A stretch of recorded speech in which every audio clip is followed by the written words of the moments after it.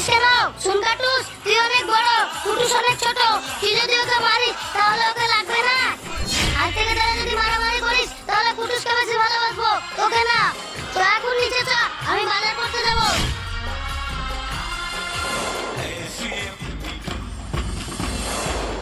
ওই যে দেখছিস ওই লালটা আমি কালকে ধরেছি, কেমন হবে বলতো? কবিতাটা দেখে তো ভালো লাগছে রে। কবিতাটা দেখে মনে হচ্ছে বিদেশি কবিতা। কবিতাটা বেচলে তো অনেক দাম পাবি। তুই ঠিক বলেছিস।